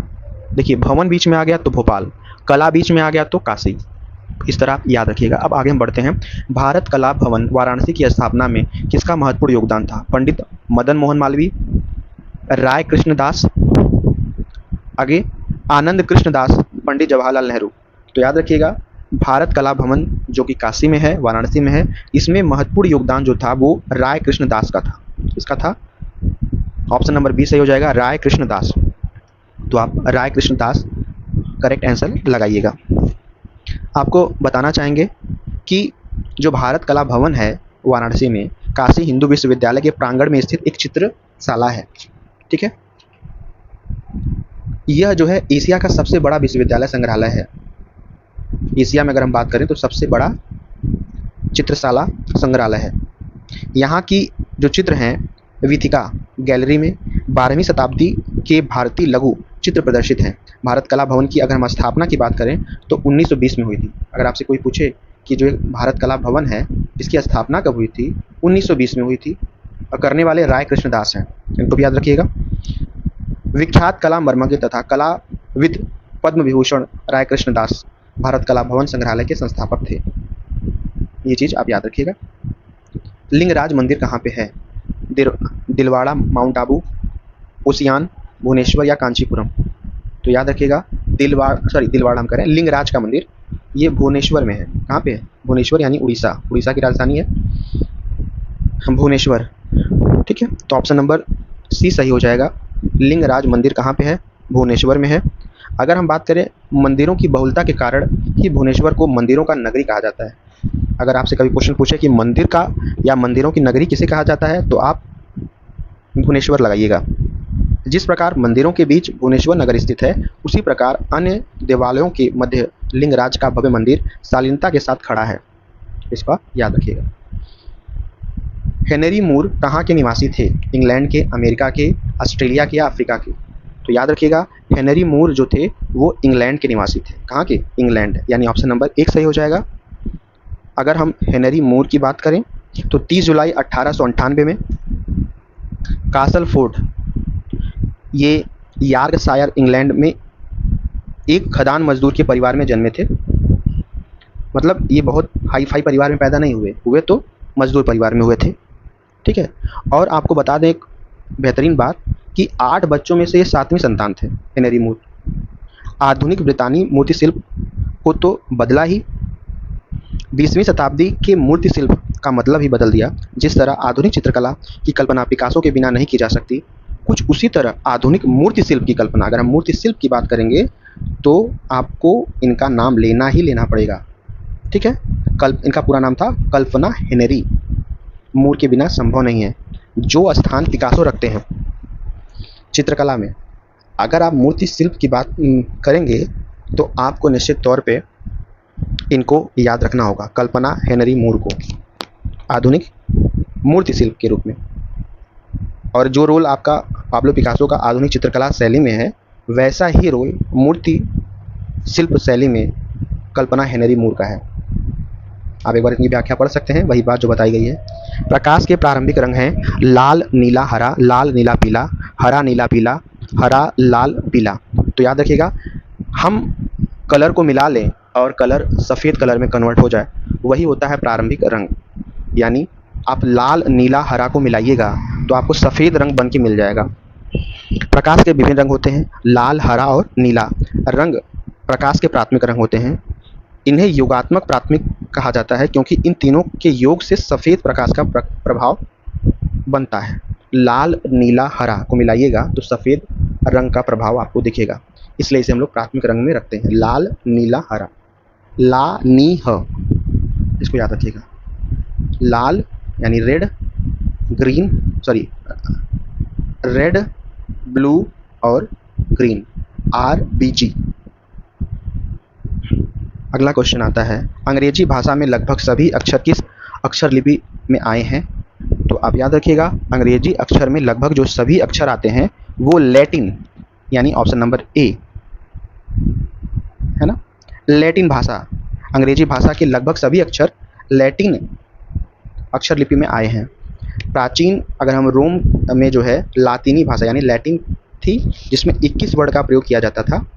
इस समय ग्रीक वर्ड लैटिन भाषा के लिए प्रयोग किए जाने लगे हैं और रोमन ने इनमें कई परिवर्तन किए हैं। इस प्रकार प्राचीन लैटिन 21 वर्ड को आधुनिक 26 वर्डों का स्वरूप दिया गया है, जो वर्तमान में प्रचलित है। टोटल 26 लेटर होते हैं, आप उसमें 5 वावेल और 21 कॉन्सोनेंट, वही बात कही जा रही है। तो ऑप्शन नंबर 1 सही हो जाएगा। अगला क्वेश्चन कहता है, मदर टेरेसा सीरीज किसने बनाई है? गणेश पाइन ने, विकास भट्टाचार्य ने, MF हुसैन ने, P.T. रेड्डी ने। तो याद रखिएगा, जो मदर टेरेसा सीरीज है वो बनाने वाले हैं MF हुसैन, अब्दुल फिदा हुसैन इनका नाम है पूरा। थोड़ा हम जान लेते हैं MF हुसैन के बारे में। MF हुसैन का जो जन्म हुआ था वो पहाड़पुर महाराष्ट्र में पड़ता है, वहाँ पे जन्म हुआ था, 1915 में हुआ था। सॉरी, ये पहाड़पुर महाराष्ट्र में हुआ था 1915 में। फिर बाद में क्या हुआ, 1915 में इनका जन्म हुआ, बाद में यानी जब किशोरावस्था में आए तो इंदौर आ गए। इंदौर कहाँ पड़ता है? मध्य प्रदेश में पड़ता है। ठीक है। ये बहुत गरीब परिवार थे, सुलेमानी परिवार था इनका, सुलेमानी बोहरा परिवार था, गरीब परिवार था। ठीक है। इनकी मृत्यु अगर पूछा जाए, कई बार पूछा गया है, लंदन में हुई थी। और इन्होंने बहुत सारी सीरीज़, जैसे कि अगर हम बात कर लें, लैंप और मकड़ी के बीच का चित्र बनाया था MF हुसैन ने 1958 में। 2 स्त्रियों का संवाद 1957 में बनाया था। मदर टेरेसा का सीरीज़ इन्होंने चलाया था। मकड़ी और लैंप के बीच हमने बताई दिया आपको, हम आपके हैं कौन, ये इतने माधुरी दीक्षित के दीवाने थे, इन्होंने 67 बार ये मूवी देखी थी। आप अनुमान लगा सकते हैं, कोई व्यक्ति 67 बार अगर ये उस मूवी को देख रहा है तो वो या तो एक्टर का दीवाना होगा या तो एक्ट्रेस का होगा। चूँकि ये पुरुष हैं तो एक्ट्रेस के जरूर होंगे। जमीन जो है चित्र बनाया था इन्होंने 1955 में। इसके अलावा अगर हम बात करें, घोड़ा इनका पॉपुलर चित्र है 1958 में। तो ये सारी चीज़ें हैं। फिल्म भी बहुत इनकी पॉपुलर हुई, through the eyes of an artist. इनको स्वर्ण पदक मिला था इस मूवी के लिए बर्लिन में। बर्लिन महोत्सव होता है, वहाँ पे इनको पुरस्कार से सम्मानित किया गया। इसके अलावा गजगामिनी 2000 में आई थी मूवी, मीनाक्षी, जिसमें तब्बू एक्ट्रेस थी। पहला सितारा, मोहब्बतें, ये सारी इनकी फिल्म है। तो ये बहुत पॉपुलर आदमी थे, ठीक है, आप इन्हें याद रखिएगा। ढोलकिया के लिए भी इनको ढोलकिया भी इनकी ही इनसे संबंधित है। आगे हम देखते हैं अगला क्वेश्चन। अगला क्वेश्चन कहता है sleep are revision breath force master नामक एचिंग सीरीज को किसने चित्रित किया था? बहुत अच्छा क्वेश्चन है, एक बार दोबारा आप पढ़ सकते हैं इसको। Sleep are reason brings force master नामक एचिंग सीरीज को किसने चित्रित किया था? ऑप्शन देख रहे होंगे आप। तो इसमें जो है फ्रांसिस्को दी गोया ने ये सीरीज चित्रित किया था। क्या नाम था? Francisco de Goya. Sleep are reason brings force master का जो सीरीज चलाया था, चित्रित किया था, वो फ्रांसिस्को दी गोया ने किया था। आगे एम एफ हुसैन का निधन हुआ था, अभी हमने बताया था एम एफ हुसैन के बारे में। एम एफ हुसैन का जो मृत्यु हुआ था वो लंदन में हुआ था। जन्म कहाँ पे हुआ था? महाराष्ट्र में जन्म हुआ था, लेकिन महाराष्ट्र में पहाड़पुर, लेकिन जो है वो इंदौर चले गए थे किशोरावस्था होते होते। क्लियर है? आगे बढ़िए। अगला क्वेश्चन कहता है भविष्यवाद यानी फ्यूचरिज्म का उद्भव किस देश में हुआ था? अच्छा क्वेश्चन है। फ्रांस में हुआ था, इटली में हुआ था, जर्मनी में हुआ था, हॉलैंड में हुआ था। तो याद रखिएगा जो फ्यूचरिज्म का उद्भव हुआ है वो हुआ है आपका इटली में। कहाँ पे हुआ है? इटली में। अभी हमने एक क्वेश्चन पूछा था और एक क्वेश्चन आया था जिसमें जर्मनी हुआ था। आप बता सकते हैं वो क्वेश्चन क्या था? वो था अभिव्यंजनावाद का प्रारंभ जर्मनी से हुआ है। ज़्यादातर तो फ्रांस से माना जाता है, लेकिन और भी बहुत सारी चीज़ें जो फ्रांस से घटित हुई। अभिव्यंजनावाद जर्मनी से और फ्यूचरिज्म का उद्भव इटली से। इस दोनों को आप याद रखिएगा। फ्यूचरिज्म इटली और अभिव्यंजनावाद जर्मनी। आगे देखिए, मुगल कला का प्रसिद्ध चिड़िया का चितेरा, देखिए थोड़ा सा मिसप्रिंट हुआ है, जो चिड़िया का चित्र बनाता था बर्ड का, तो वो था उस्ताद मंसूर। कौन था? उस्ताद मंसूर। राइट आंसर हो जाएगा मंसूर। ये चिड़िया का सबसे बढ़िया चितेरा था और ये जहांगीर के दरबार का मंसूर जो था वो, अगर हम बात करें मंसूर की, यानी जहांगीर के दरबार का ये सबसे श्रेष्ठ चितेरा था। यद्यपि इसकी जो नियुक्ति हुई थी वो अकबर के चित्रशाला में हुई थी और उसने पशु पक्षी संबंधित अनेक चित्र उस समय भी बनाए थे, लेकिन पॉपुलर कब हुआ? जब अकबर की मृत्यु हुई, जहांगीर का समय आया। आपको पता होना चाहिए, बाबर, बाबर का लड़का हुमायूं, हुमायूं का लड़का अकबर, अकबर का लड़का जहांगीर और जहांगीर का लड़का शाहजहां, शाहजहां का लड़का औरंगजेब। ये क्रम चलता है। तो जब अकबर मरा और ये जहांगीर बना तो मंसूर को और भी मतलब प्रफुल्लित किया कि आप अच्छे से अच्छे चित्र बनाइए, और इस तरह वो जहांगीर के समय आते आते इसका जो है डिमांड बढ़ गया। आगे हम बात कर लेते हैं, अगला क्वेश्चन देख लेते हैं। Question number 75।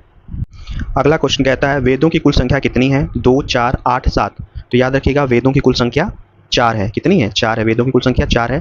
कौन कौन सी 4 है वो आपको बता देते हैं। आपको पता होगा ऋजुवेद, यजुर्वेद, सामवेद, अथर्ववेद। आप स्क्रीन पे देख सकते हैं वेदों की संख्या 4 है, जिसमें ऋजुवेद, यजुर्वेद, सामवेद, अथर्ववेद कहा जाता है। ऋग्वेद यह सबसे प्राचीन वेद है जिसमें मंत्रों और प्रार्थनाओं का संग्रह है। यजुर्वेद यह कर्मकांड और यज्ञों से संबंधित वेद है। सामवेद, साम मतलब सामरस यानी संगीत और मंत्रों से संबंधित वेद है। अथर्ववेद में तंत्र, मंत्र, चिकित्सा और व्यवहारिक ज्ञान से संबंधित वेद है। तो ये आपके चारों वेद हुए। ऑल इंडिया, अगला क्वेश्चन है all India fine art and crafts society नई दिल्ली की स्थापना कब हुई थी? तो इसे देखिए, इसको एक नाम से और जानते हैं, इसका फुल फॉर्म यहाँ पे लिख दिया गया है। आपसे पूछ सकता है AIF ACS है, यानी AIFACS, इसका फुल फॉर्म होता है the all India fine art and crafts society, जो मैंने आपको बताया इसका फुल फॉर्म है all India fine art and crafts society. आपसे पूछ सकता है ये कहाँ पे है, तो आंसर दे दिया, इसमें नई दिल्ली में है और इसकी स्थापना 1928 में हुई थी। AIFACS all India fine art and crafts society, इसकी स्थापना 1928 में हुई थी और ये नई दिल्ली में है। राघव कनेरिया को किस रूप में जाना जाता है? तो याद रखिएगा राघव कनेरिया को जाना जाता है मूर्तिकार के रूप में। तो इसका राइट आंसर हो जाएगा, क्या हो जाएगा? मूर्तिकार। राघव कनेरिया को मूर्तिकार के रूप में जाना जाता है। ये जो है राघव कनेरिया मूर्ति शिल्पों को मिट्टी, लकड़ी, धातु तथा मटके के टुकड़ों के माध्यम से संयोजित करते हैं। इनमें आध्यात्मिक व एंट्रेंस लयात्मक बहुत खूबसूरती से के साथ उभर कर आती हैं। तो राघव कनेरिया क्या है? तो मूर्तिकार है। क्या है? मूर्तिकार। ये याद रखिएगा। आगे, नेशनल इंस्टीट्यूट ऑफ डिज़ाइन कहाँ पर है? बम्बई, दिल्ली, अहमदाबाद या बेंगलुरु? तो याद रखिएगा, ये आपका अहमदाबाद गुजरात में पड़ता है। नेशनल, क्या कहते हैं, national institute of design. National institute of design Ahmedabad में है। भारत का प्रमुख डिज़ाइन संस्थान है ये। यह जो है गुजरात के अहमदाबाद नगर में स्थित है। यह एक स्वायत्त संस्थान है। बिजनेस वीक ने इसे विश्व के सर्वोत्कृष्ट डिज़ाइन स्कूल में शामिल किया है और इसका स्थान वाड़ा क्रमानुसार 32वां दिया गया है। मतलब 32, 32वां नंबर का इसका स्थान है।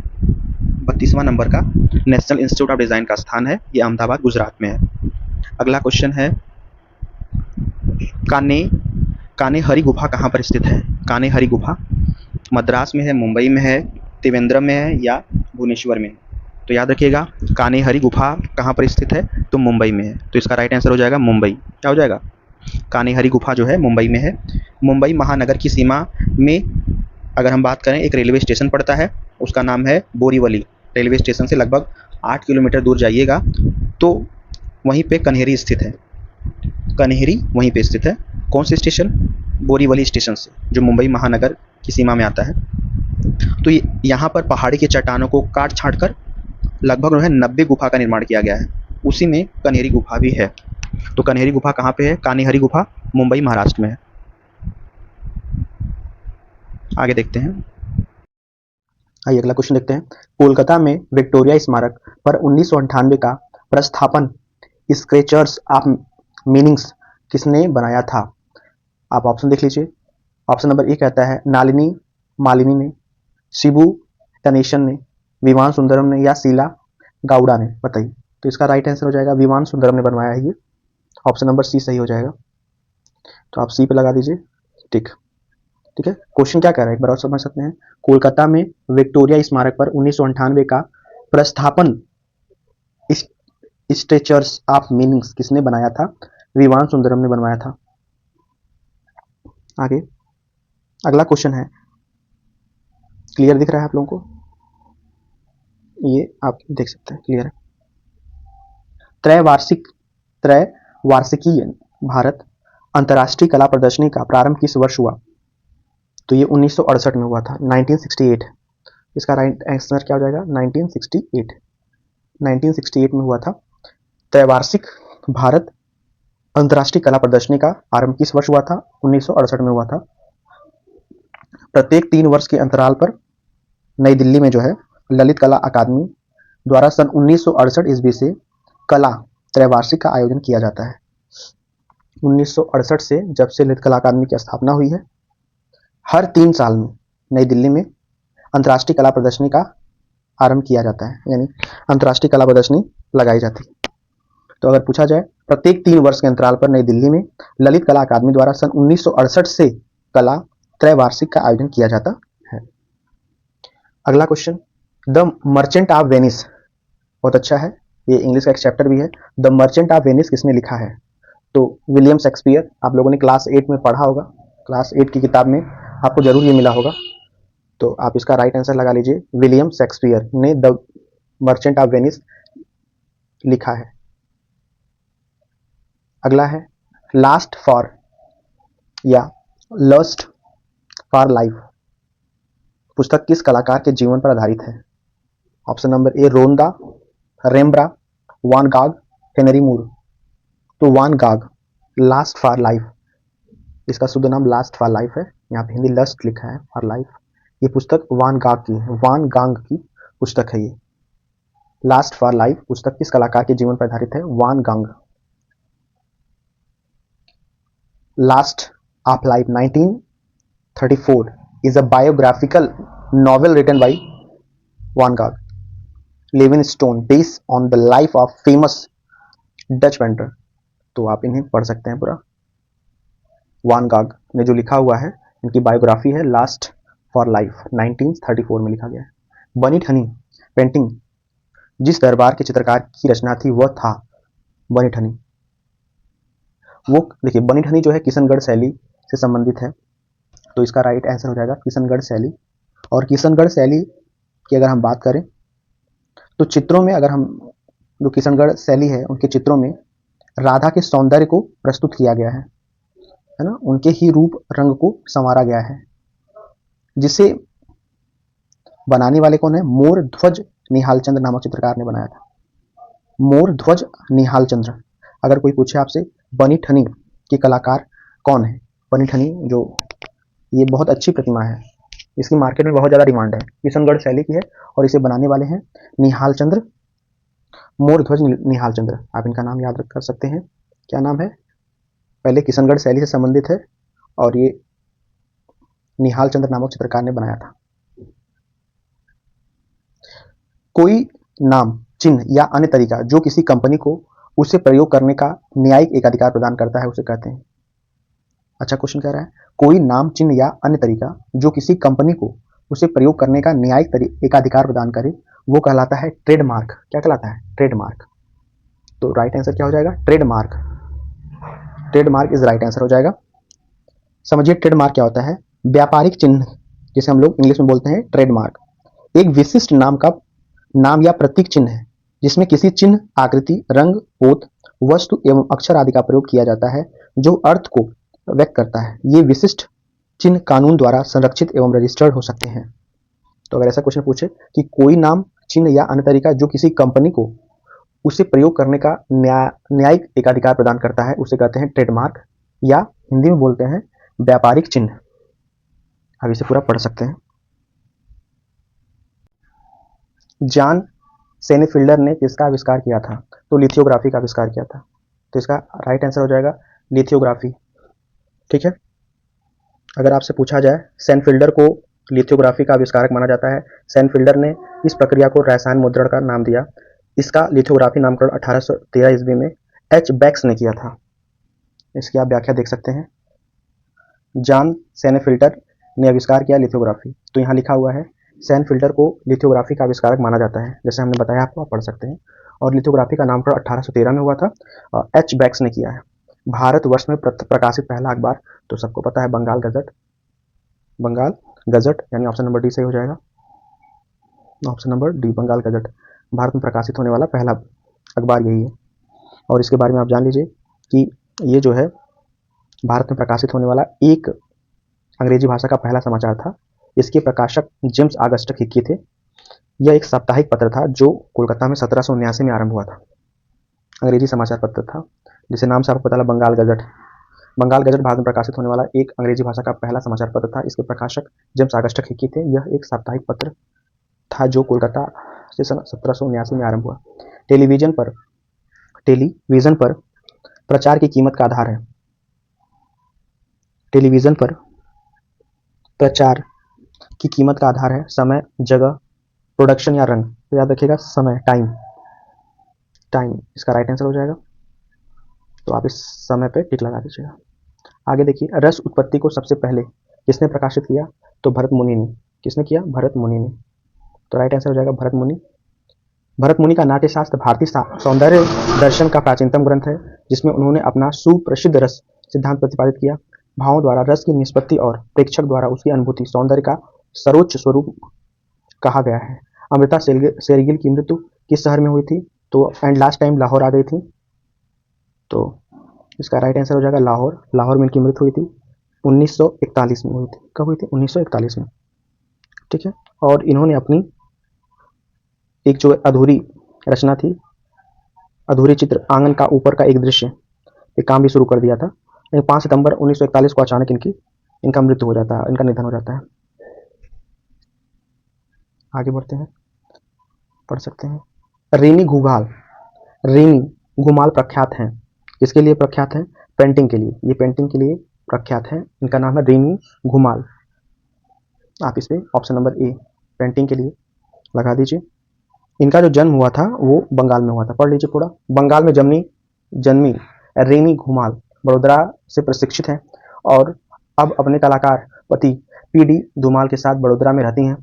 चाहे वह एक्रिलिन में काम करें, चाहे प्रिंट मेकिंग में, चाहे ग्लास पेंटिंग में, एक चक्षुक निरंतरता उनकी कला में पहचानी जा सकती है। प्रिंट मेकिंग में उनका विशेष योगदान माना जाता है। तो रिनी घुमाल पेंटिंग के लिए प्रसिद्ध है।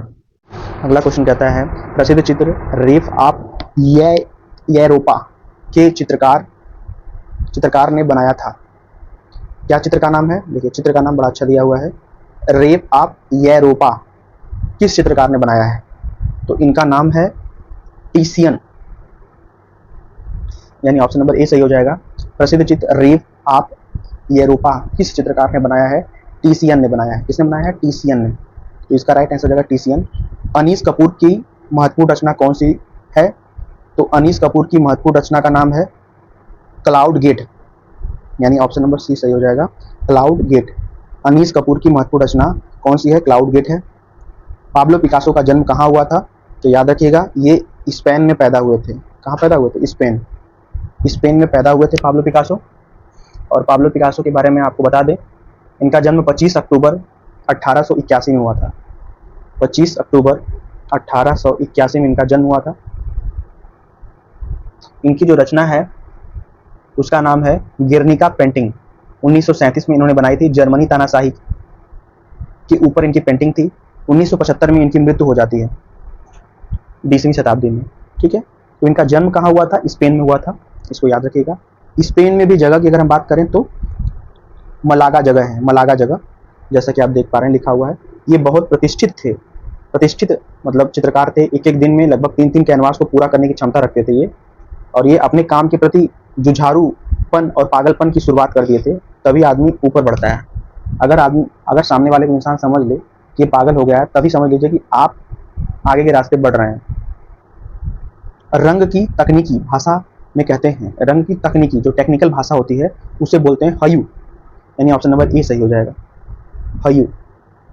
रंग की जो टेक्निक भाषा है वो हयू है।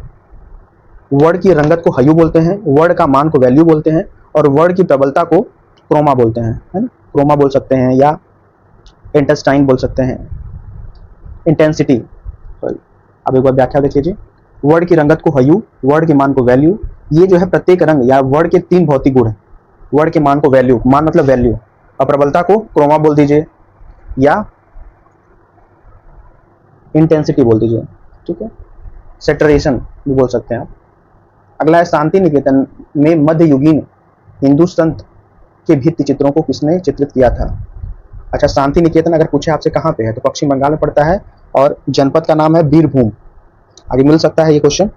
अभी हमसे पूछा जा रहा है शांति निकेतन के मध्ययुगीन हिंदू संत की भित्ति चित्रों को किसने चित्रित किया था? तो ये चित्रित किया था विनोद बिहारी मुखर्जी, यानी ऑप्शन नंबर सी सही हो जाएगा। इन्होंने ही चित्रित किया था शांति निकेतन के मध्ययुगीन हिंदू संत की भित्ति मतलब दीवार के ऊपर जो चिन्ह उकेरा गया, चित्र बनाया गया है दीवार के ऊपर, वही भित्ति चित्र होता है। तो ये विनोद बिहारी मुखर्जी ने बनाया था। आप पढ़ सकते हैं सारा चीज। अगला है myths and symbols in Indian art. Myths and symbols in Indian art and civilization नामक पुस्तक के लेखक कौन है? बहुत लंबी चौड़ी पुस्तक है। इनके लेखक हैं Heinrich Zimmer. Myths and symbols in Indian art and civilization नामक पुस्तक के लेखक है, क्या नाम है? इनका नाम है हेनरिका ज़िमर। शांति निकेतन किस जनपद में अभी पूछा गया है, बताया हमने, बीरभूम पश्चिम बंगाल में पड़ता है। तो इसका राइट आंसर हो जाएगा बीरभूम। बीरभूम पश्चिम बंगाल में ये पड़ता है, आपको पता होगा। शांति निकेतन भारत में पश्चिम बंगाल प्रदेश में बीरभूम जिले के अंतर्गत, अगर जगह का नाम बोलेगा तो बोलपुर स्थान पर कोलकाता से लगभग 180 किलोमीटर उत्तर ओर स्थित है। नोबेल पुरस्कार विजेता रविन्द्रनाथ टैगोर द्वारा विश्व भारती विश्वविद्यालय की स्थापना के कारण यह नगर प्रसिद्ध हो गया। यह स्थान पर्यटन की दृष्टि से महत्वपूर्ण है क्योंकि यहाँ टैगोर के कालजयी साहित्य कृति का सृजन किया गया। रविन्द्रनाथ टैगोर के जो पिताजी थे देवेंद्र नाथ टैगोर ने वर्ष 1863 में 7 एकड़ जमीन पर एक आश्रम की स्थापना की, वही आज शांति निकेतन के नाम से जाना जाता है। इस जमीन को खरीदने वाले कौन थे? रविन्द्रनाथ टैगोर के पिताजी देवेंद्र नाथ टैगोर। यहाँ पूरी व्याख्या है, आप इनकी पूरी व्याख्या पढ़ सकते हैं, जो लिखा हुआ है आप एक बार देख लीजिए। अगला क्वेश्चन आता है बोल्चिंग क्लॉथ का उपयोग किस प्रिंटिंग में किया जाता है? बोल्टिंग क्लॉथ का जो प्रयोग किया जाता है वो सिल्क स्क्रीन छपाई में किया जाता है। तो ऑप्शन नंबर डी हो जाएगा। सिल्क स्क्रीन छपाई में बोल्टिंग क्लॉथ का उपयोग किया जाता है सिल्क स्क्रीन छपाई में। दिलवाड़ा मंदिर कहाँ पर स्थित है? तो माउंट आबू में स्थित है, कई बार क्वेश्चन आया हुआ है। राजस्थान में पड़ता है दिलवाड़ा जैन का मंदिर, माउंट आबू में। राजस्थान के आबू पर्वत पर कई मंदिर प्राप्त होते हैं। यहाँ दो प्रसिद्ध संगमरमर के मंदिर हैं जिसे दिलवाड़ा कहा जाता है। पहले में आदिनाथ की मूर्ति है जिनकी आंखें हीरे की है। यह मंदिर आपकी या अपनी बारीक नक्काशी और तथा मूर्तिकारी के लिए प्रसिद्ध है, जो दिलवाड़ा जैन मंदिर है। माउंट आबू राजस्थान में पड़ता है और ये संगमरमर से इसका जो है पूरा नक्काशी किया गया है। बहुत अच्छा लगता है, लोग दूर दूर से जाके देखते हैं। और इसमें आदिनाथ की मूर्ति बनी हुई है जो पहले तीर्थ शंकर थे, जिनकी आंखें हीरे की है और ये बहुत बारीकी नक्काशी की गई है, इस वजह से ये बहुत ज़्यादा प्रसिद्ध है। निम्नलिखित में से कौन राजकीय कला एवं शिल्प विद्यालय मद्रास का प्रधानाचार्य नहीं थे? बड़ा अच्छा क्वेश्चन है, आप बताइए इसका राइट आंसर। प्राचार्य नहीं थे तो Dinkar Kaushik, option number D हो जाएगा। दिनकर कौशिक, ये जो है दिनकर कौशिक जो थे वो राजकीय कला एवं शिल्प विद्यालय मद्रास के प्रिंसिपल नहीं थे, जबकि के सी एस पानीकर भी रह चुके हैं, देवी प्रसाद राय चौधरी भी रह चुके हैं, आर कृष्ण राव भी रह चुके हैं, लेकिन दिनकर कौशिक नहीं रहे हैं।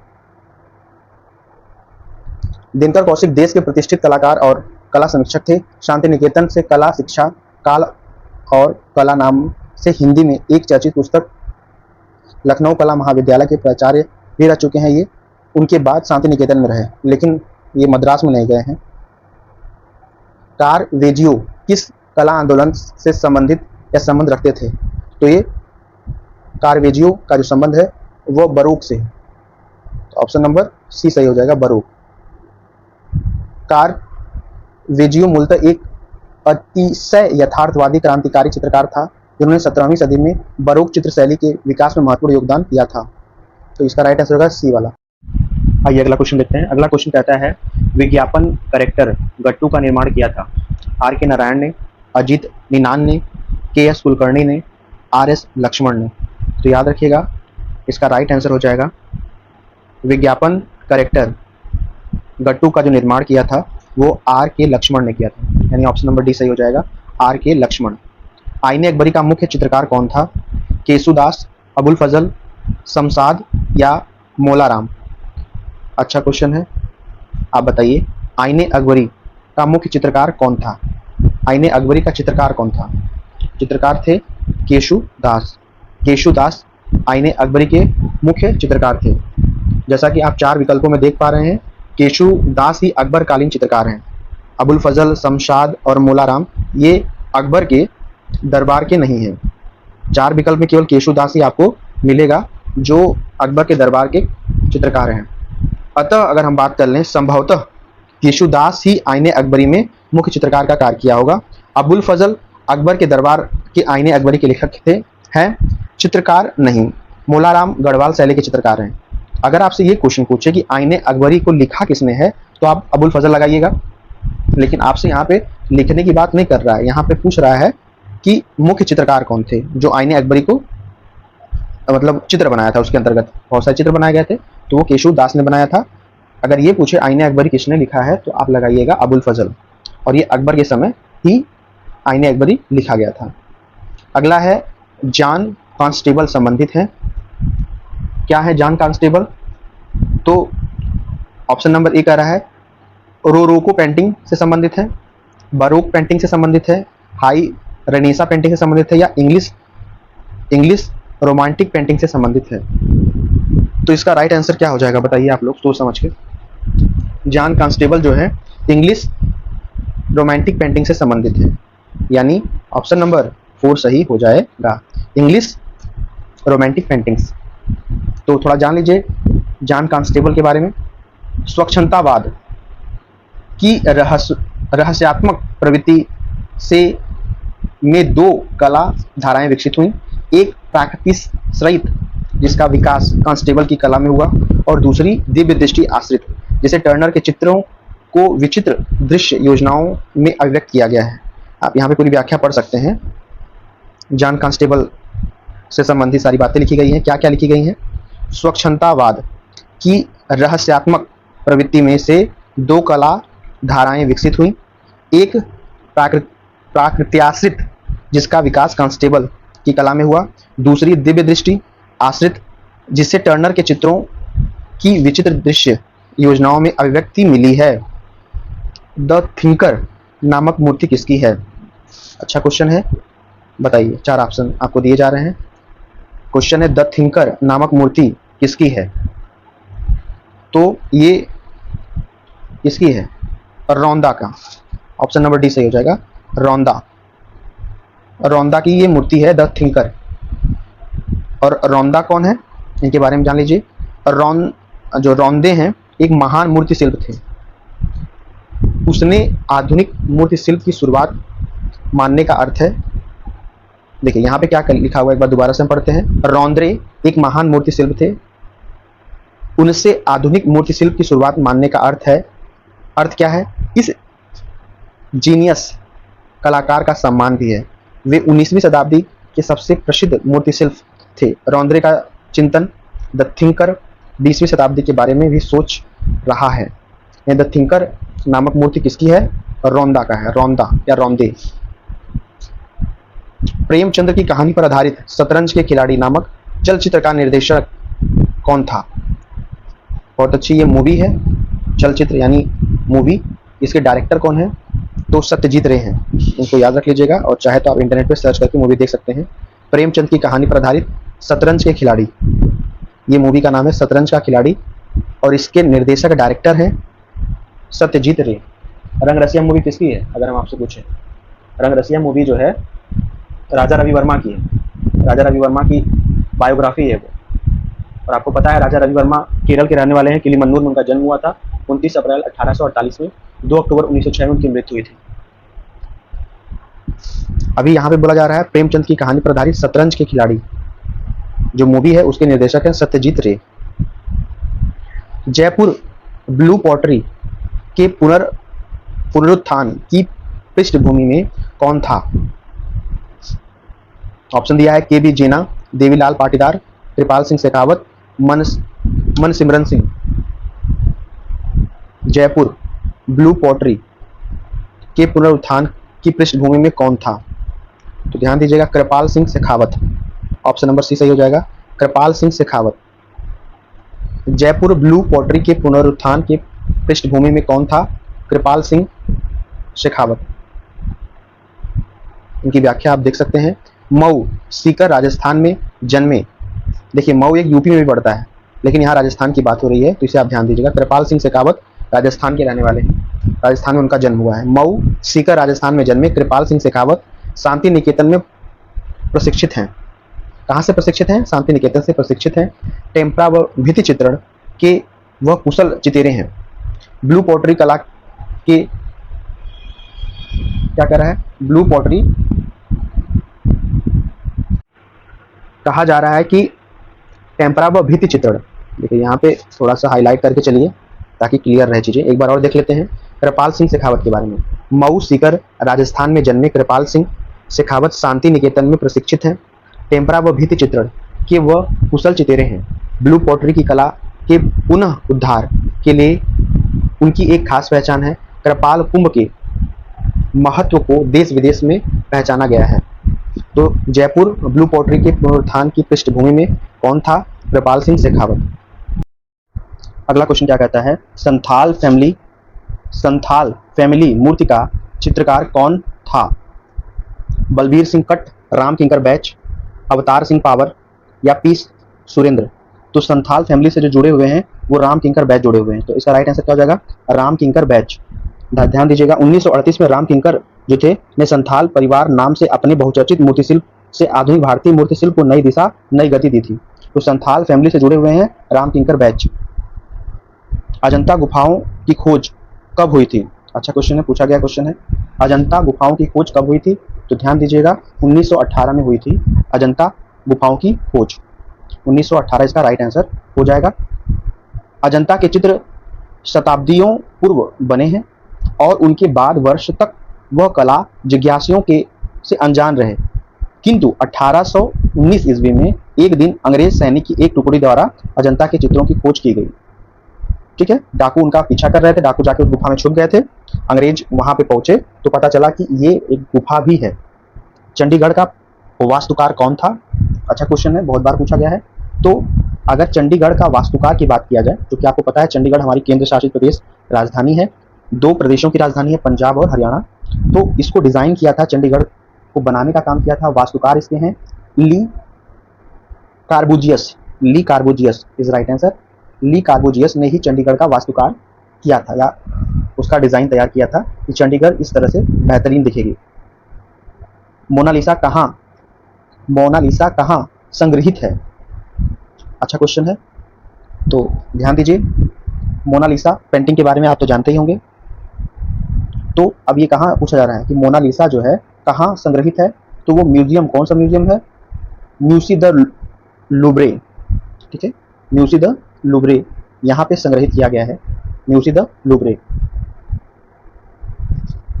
देखिए अब इसमें जैसा कि मोनालिसा कहाँ संग्रहित है, तो हमने बता दिया म्यूसी द लूब्रे में है।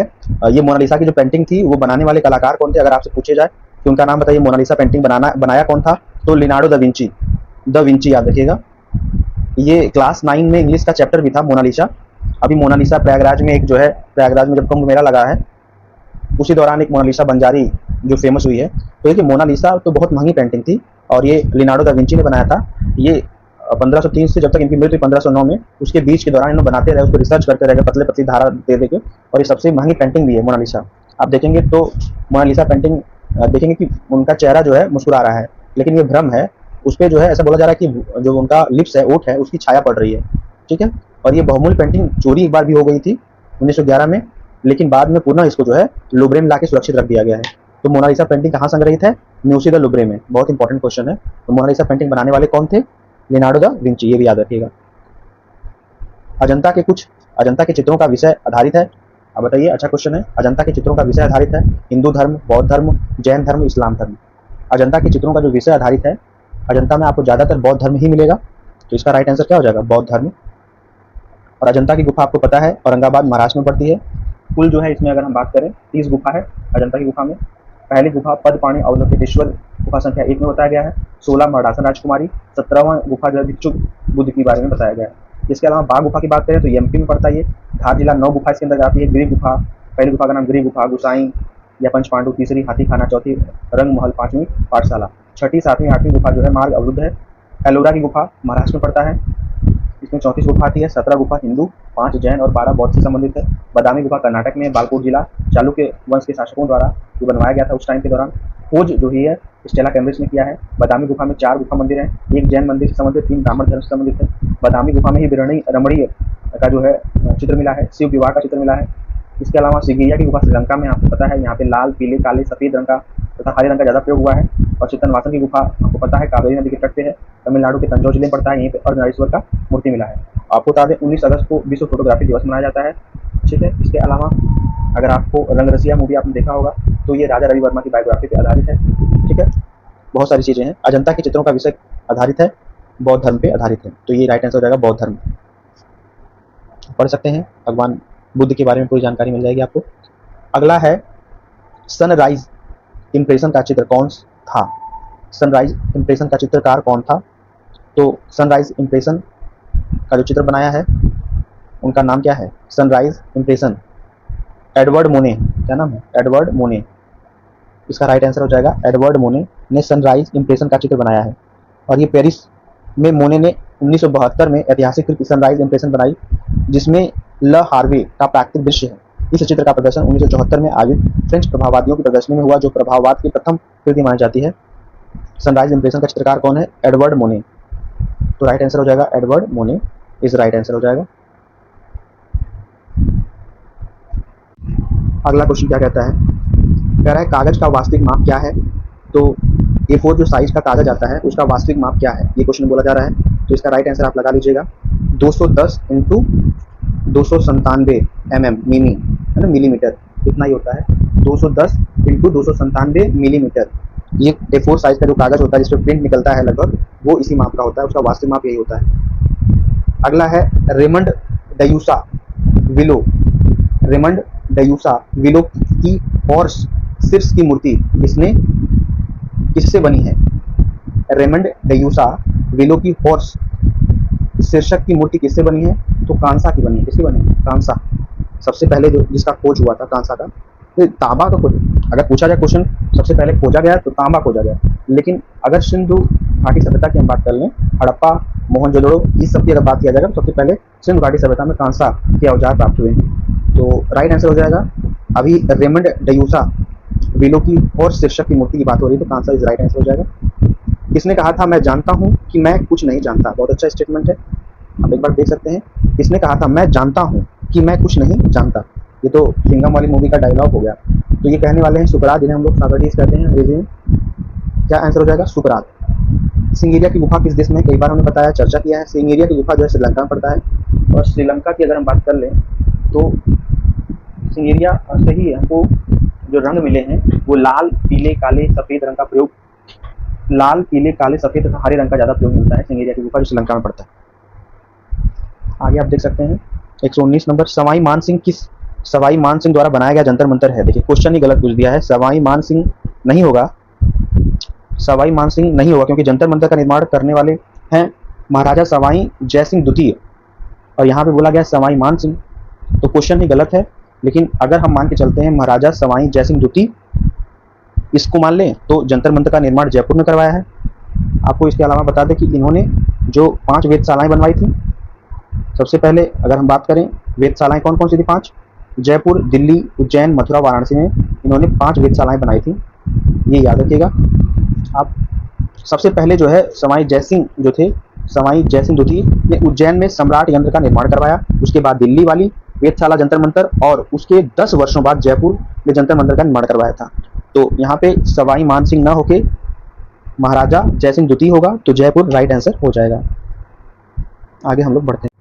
अगला क्वेश्चन कहता है भाववाद का सबसे प्रमुख चित्रकार कौन था? तो याद रखिएगा भाववाद का सबसे प्रमुख चित्रकार है मातीस, तो इसका राइट आंसर हो जाएगा मातीस। भाववाद का सबसे प्रमुख चित्रकार थे मातीस।